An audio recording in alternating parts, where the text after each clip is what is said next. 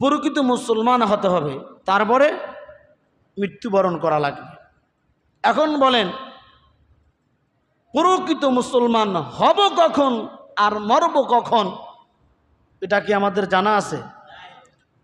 প্রকৃত মুসলমান হওয়ার রাস্তা আছে, পদ্ধতি আছে, সিস্টেম আছে, কিন্তু প্রকৃত মুসলমান হওয়ার পরে যে না হইয়া মরো না, কখন মরব এটা কিন্তু জানা নাই। কখন মরব, কোন অবস্থায় মরব, দিনে মরব না রাত্রে মরব, সুস্থ অবস্থায় মারা যাব না অসুস্থ অবস্থায় মারা যাব, কোন হালাতে মারা যাব কেউ জানে না, যিনি জানে তিনি কে। তবে মৃত্যু নিশ্চিত। ইযা জা আজালুহুম লা ইস্তাখিরুনা সাআতাও ওয়া লা ইস্তাকদিমুন। আল্লাহ বলে মরণ নির্ধারিত সময় চলে আসবে, তবে নির্ধারিত সময়টা আল্লাহর কাছে বান্দাকে জানাই দেওয়া হয় নাই। জন্ম হইছে তো মৃত্যু নিশ্চিত, তবে মৃত্যুটা কখন হবে এলেম কোনো প্রাণীকে আল্লাহ তাআলা দেয় নাই। এ ব্যাপারে একটা ঘটনা বলতেছিলাম যে কখন মরব, কিভাবে মরব, আল্লাহ যদি কাউকে মারে পৃথিবীর কেউ তাকে বাঁচায় রাখতে পারে না। আল্লাহ যদি কাউকে বাঁচায় পৃথিবীর কোনো মানুষের বুলেটের কামানো ওই ব্যক্তির মৃত্যুর সম্ভাবনা নাই। বলেন মৃত্যুর মালিক কে? হায়াতের মালিক কে? ইমাম মালিক রহমতুল্লাহ আলাইহির ঘটনা বলতেছিলাম যে মৃত্যু আল্লাহ যদি কাউকে দেয় কেউ ঠেকাইতে পারে না, আল্লাহ যদি কাউকে বাঁচায় কেউ তাকে মৃত্যু দিতে পারে না। কখন মরবে, কোন অবস্থা মরবে কেউ জানে না, যিনি জানে তার নাম কি? দুহাত তুলে বলেন কে? ইমাম মালিক রহমতুল্লাহ আলাইহি 40 বছর মক্কায় থাকার পরে, যেহেতু জানেন সংক্ষেপ করে মেইন ঘটনায় চলে যাব, মক্কায় থাকার পরে মদিনায় চলে গেছে। নবীর প্রেম বেশি না কম? মদিনায় যাইয়া নিয়ত করছে যে আমি যতদিন বাঁচবো মদিনায় বাঁচবো, আমি মদিনা থেকে আর কোথাও যাব না, আমার শেষ নিঃশ্বাসটা যেন মদিনায় হয়, আমি যেন নবীজির পাশেই থাকতে পারি, আমি যেন নবীজির শহরেই থাকতে পারি। এই নিয়ত করে মদিনায় ঢুকছে, আর বের হবে না। কিন্তু ইমাম মালিক তো জানে না যে কখন মৃত্যু হবে, জানে না বিদায় মদিনা থেকে বের হবে না। হজ করছে, বড় হজ। তো হজের মৌসুমে দেখে হাজিরা মদিনার থেকে হেরাম বাইন্দা মক্কা যাইতে হজ করার জন্য। তো ওনার মনের মধ্যে আশা আকাঙ্ক্ষা যে বাঁচা অবস্থায় জীবন আর একটা বার হজ করতে পারতাম, নফল হজ, কাবায় যাইয়া লাব্বাইক আল্লাহুম্মা লাব্বাইক লা শারিকা লাকা লাব্বাইক, লাব্বাইকের আওয়াজ দিতে পারতাম। কিন্তু যদি মক্কায় যাইয়া মারা যাই, যাওয়ার পথে যদি মারা যাই, ফিরতি পথে যদি মারা যাই, তাহলে তো নবীর রওজার বসে আমার মৃত্যু হবে না, মদিনায় তো আমার মৃত্যু হবে না। টেনশন করতেছে। টেনশন করতে করতে করতে করতে উনি রাত্রের বেলা 2 রাকাত ইস্তেখারার নামাজ পড়ছে। রাত্রের গভীরে তাহাজ্জুদ নামাজ পড়ে 2 রাকাত ইস্তেখারার নামাজ পড়া তওবা ইস্তেগফার কইরা ঘুমায়া গেছে। ঘুমায়া যাওয়ার পর ইমাম মালিক রহমাতুল্লাহ আলাইহি দেখতেছেন নবী মুহাম্মদুর রাসূলুল্লাহ স্বপ্নের ঘরে ইমাম মালিকের সাথে সাক্ষাৎ। ইমাম মালিকের সাথে সাক্ষাৎ হয়ে গেছে। নবী মুহাম্মদ রাসূলুল্লাহ কেমন আসে ধ্যান করতে করতে ঘুমাইছে, তো নবীজির সাক্ষাৎ হয়ে গেছে। আমরা দুনিয়ার চিন্তা করতে করতে ঘুমাই, আবার দুনিয়ার চিন্তা করতে করতে ঘুম থেকে জাগি। কথা বল। ইমাম মালিক রহমাতুল্লাহ আলাইহি ঘুমের ঘরে নবীজির সাক্ষাৎ পাওয়ার পরে নবীজিকে জিজ্ঞাসা করলেন, আমার হাবিব পয়গম্বর, মক্কায় থাকাকালীন আমি হজ করেছি, কিন্তু যখন মদিনায় আসে আপনার প্রেমে পইরা গেলাম। আমি নিয়ত করেছি মৃত্যুর আগে আমি আর কোনোদিন মদিনা থেকে বের হব না, মদিনা শহর ছাইরা যাব না। ও নবীজি, তবে হজের মৌসুম যখন হয়, হাজিরা যখন হেরাম বেঁধে লাব্বাইকের ধ্বনি দিতে দিতে মক্কায় যায়, আমার মন চায় আমি আর একবার যাইয়া হজ করি। কিন্তু নবী আমি তো জানি না আমি কখন মারা যাব, কোন অবস্থায় মারা যাব। মক্কায় যায় যদি মারা যাই, মক্কায় আসার পথে যদি মারা যাই, তাহলে তার মদিনা আমি পাবো না। নবীজি যেহেতু আপনি এসেছেন, আপনার কাছে আমি জানতে চাই, আমি কখন মারা যাব, আমি কি এই বছর হজ করার সুযোগ পাবো কিনা? ইমাম মালিক রহমতুল্লাহ জানতে চাইছে কার কাছে? কির মাধ্যমে? স্বপ্নের মাধ্যমে। নবীজি মুহাম্মদুর রাসূলুল্লাহ পড়েন সাল্লাল্লাহু, জিব্বালারায় পড়েন সাল্লাল্লাহু। নবীজি মুহাম্মদুর রাসূলুল্লাহ সাল্লাল্লাহু আলাইহি ওয়াসাল্লাম ইমাম মালিক রহমতুল্লাহ আলাইহির প্রশ্নের কোনো জবাব দিলেন না। না দিয়া 5টা আঙ্গুল ইশারা কইরা জাগাইয়া নবীজি চলে গেছে। কয়টা আঙ্গুল? 5টা আঙ্গুল দেখাইলেন, কিছুই বললেন না। ইমাম মালিক রহমতুল্লাহ আলাইহির ঘুম ভেঙে গেছে। হায় হায়, নবীজিকে প্রশ্ন করলাম, আমার নবী কোনো উত্তর দিলেন না। 5টা আঙ্গুল মাত্র দেখাইলেন, আমি তো কিছুই বুঝলাম না নবীজি কি বুঝাইলেন। 5 আঙ্গুল দিয়া আমি কি 5 দিন বাঁচবো, 5 মাস বাঁচবো, না 5 বছর বাঁচবো, না 5 ঘন্টা বাঁচবো, কিছুই তো নবীজি বললেন না। এখন আরো পেরেশানি বাইরে গেছে। এখন কি করছে? পেরেশানি বাইরে গেছে। কি দেখলাম? 5 আঙ্গুল দিয়ে নবীজি বুঝাইলেন কি? স্বপ্নের ব্যাখ্যা জানতে হবে। ঘুম ভাঙার পর পেরেশানি আর চিন্তা বাইরে গেছে। ইমাম মালিক রহমতুল্লাহ আলাইহি খাদেমকে ডাক দেয়া, খাদেম আমার আসো, আমি স্বপ্নে দেখছি।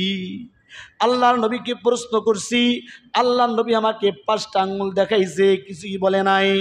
যেহেতু আমি স্বপ্নের ব্যাখ্যা বলতে পারি না, আমার স্বপ্নর ব্যাখ্যা সম্পর্কে ধারণা নাই, যাও যাও, ইবনে সিরিন নামে একজন আল্লাহর বান্দা আছে, বিখ্যাত স্বপ্ন সম্রাট, যিনি কাশফের মাধ্যমে আল্লাহর মারেফাত অর্জন করছে।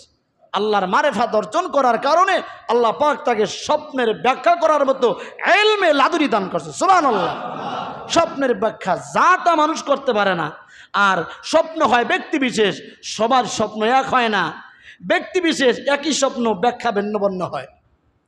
ব্যক্তি বিশেষ একই স্বপ্ন আমি দেখছি, উনি দেখছে, আরেকজন দেখছে, কিন্তু সবার বেলায় ব্যাখ্যা এক হবে না।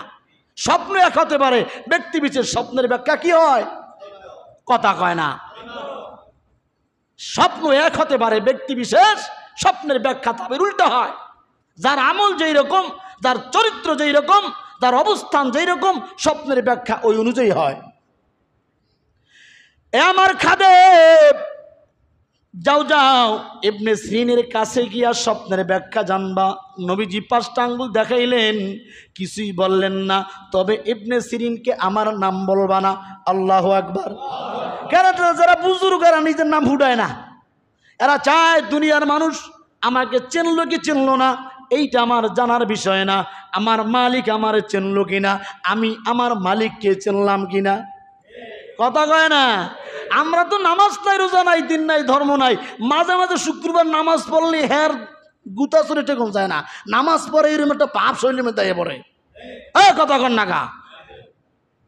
আল্লাহ বোঝার তৌফিক দান করেন। জিকির করি লা ইলাহা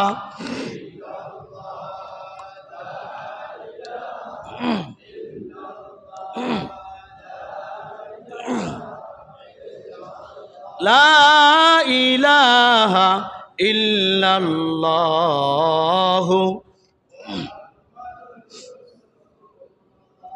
খাদেম ইবনে সিরিনকে, আল্লাহর ওলিকে যাইয়া স্বপ্ন জিজ্ঞাসা করবা, ব্যাখ্যা, কিন্তু আমার নাম বলবা না।